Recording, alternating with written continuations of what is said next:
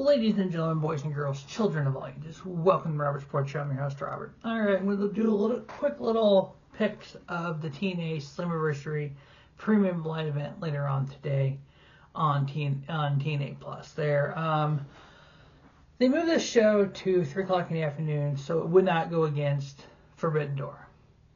Just for NXT to throw a show in at 7 o'clock to go against Forbidden Door.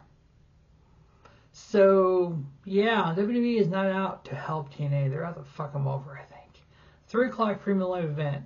Okay. It's like, I don't know about that. They should have changed the dates, in my opinion. I know when AEW technically announced their show after this was announced, but because the venue, I think they already had it scheduled, they just couldn't announce it because the venue wouldn't let them, because WWE was at that venue like 2 weeks before that, for the announcement, so you had to wait. WWE's got this under contract, so I don't think it was TNA or AEW trying to go against TNA. I think it was, this is the date we had planned, this is the date we get the arena, we can't announce this date. Unfortunately, TNA announced this date before we were able to because of the contract with WWE. So anyway, this is moved to the afternoon. So we have Indi Hartwell, Elayna Black, and Mara Sade on the pre-show. I think Elayna Black wins that. Eric Young versus Ricky Sosa. Ricky Sosa is kind of this up-and-comer guy. I've seen a lot of other indie companies. We all know Eric Young is just kind of the old guard there at TNA, kind of just hanging in there doing his thing. I think this is a good spot to kind of get the young guy over. So Ricky Sosa, I have winning that. The Ultimate X match returning. I love these Ultimate X matches. With the right guys, these Ultimate X matches are freaking awesome. X Division champion Cedric Alexander, who's had it for 45 days. The returning former champion Amazing Red. Oh boy, he's been through a few Ultimate X matches. Frankie Kazarian, he's been in his fair share of Ultimate X matches and had some great matches. Fabian Aichner, he's one of the big guys. When you have to put the big guys like that in these matches, kind of a little wonky, but you kind of need that sometimes. Casey Navarro, another kind of high flyer, kind of that next tier of a guy. I think he can do well. I don't think he's going to win, but I think he can do well. Mr. Elegance. Yeah, this is Mr. Elegance. I don't see a lot of talent there myself, and then Leon Slater. So yeah, former X Division champion. He is actually my pick to win this. I know what sucks is there's a couple guys that were released back in April from WWE who would be perfect in this match. Matter of fact, I think they both have won this match before. Oh, God. Something Guns. What are their names? Oh, yeah. Alex Shelley and Chris Sabin. Unfortunately, 90-day no-compete clause, they cannot come till next month. So, don't think we'll see either one of them in this match, unfortunately. Might see him in the crowd. That would be kind of cool. But I actually think Leon Slater gets his X Division title back here because he was 2 days away from breaking the all-time record for holding the X title when Cedric Alexander beat him. Next up, we have Alisha versus AJ Francis. This match is very unique because supposedly AJ Francis bought all the rights to Elias, his songs, his names, his likeness, and everything. And so now they're having this match. My guess is if Alisha wins this, he gets all that back. So I actually got Alisha winning. Former System members Eddie Edwards and taking on Moose. I don't know what's going on with Moose lately. It seems like he was up here, and then all of a sudden they just went woof with him.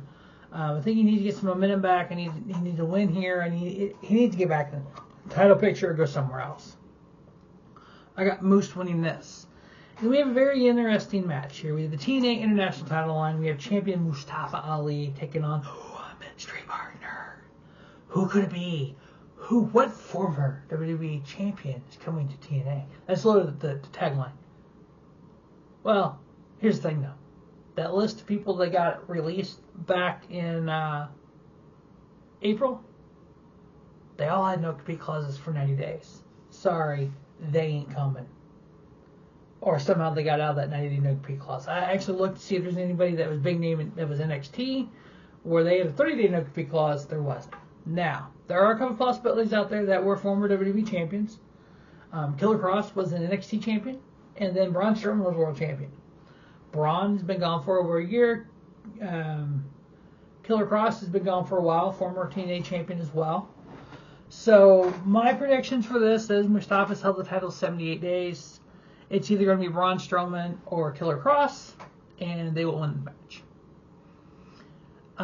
Next up, we have the TNA Knockout titles on the line. We have champion the Elegance brand taking on Demon and Money? Is that how we're saying it? Let me pull this up here.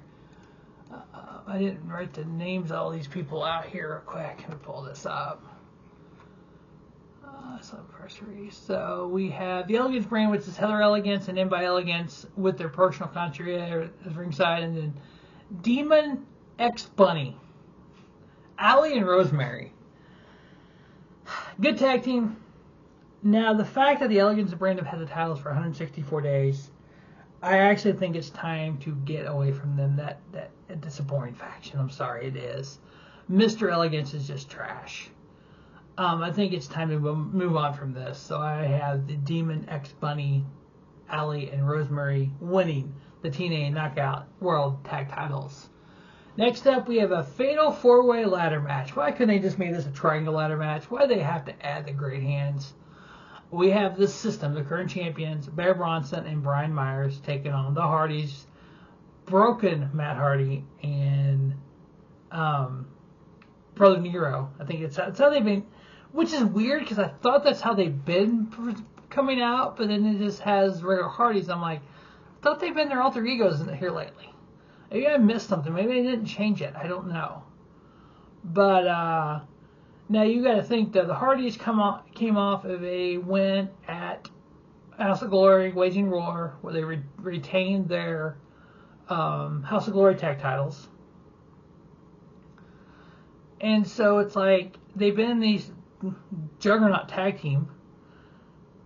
But the System beat them back in Rebellion for the TNA tag titles. But we had the Great Hands, which is Jason Hotch and John Skyler, and then the Righteous, which has been feuding with the Hardys a little bit, Dutch and Vincent. My prediction here is we have the Hardys. And then we might see a tag team who, yes, they were technically released, but I think their contract was up. So I don't think they have the no-compete clause. I'm not quite sure if they can use their name, but they can probably do something else. I'm talking about the New Day, Kofi Kingston, and Xavier Woods. They obviously left WWE. I thought they were contracts were up, so I don't know if they had the 90-day no-compete clause. But if we see Kofi and Xavier here, it is they didn't have the no-compete clause because it's only been 60 days. 90 days is the end of next month. So I don't think too many of those folks that got released back in April we're going to see here, which some of them you don't really care to see. But I think we might see the New Day here coming out and challenging the Hardys. I think that would be kind of cool. Next up, we have the TNA. Still got the Hardys winning the tag titles. The TNA Knockout title on the line. Champion Leah Yang Lee. She's had a 74-day title run. Her former tag team partner, Xia Brookside. I think they'll go ahead and put the title on Xia Brookside here. And to me, what the women's title has been in the past, the Jordan Graces, the Masha Slamovich, the Tessa Blanchard, these wrestlers are a couple steps down. They're very green. Xia Brookside would be a good one, I think, to hold the title for a little bit. To me, Lee is kind of boring, but that's just me. But I got Xia Brookside winning the Knockouts title here. And then the main event, we have the TNA World title. We have Nick Nemeth cashing in his shot at the title against champion Mike Santana. Santana's held that title for 164 days. I'm a Mike Santana fan. I would love to see Mike Santana win this, but I don't know if he's going to. Because the fact that Nick Nemeth is a former champion, and if some of the rumors are correct and TNA is, quote, losing money, bringing in like the New Day, having the Hardys as the tag team champions, and basically putting a lot of emphasis on the former WWE guys running the company, may help them. I think having Nick Nemeth as your champion goes along with that. So I think Mike Santana's luck runs out and Nick Nemeth becomes the TNA World Heavyweight Champion for a second time. So that is the preview of TNA Slammiversary.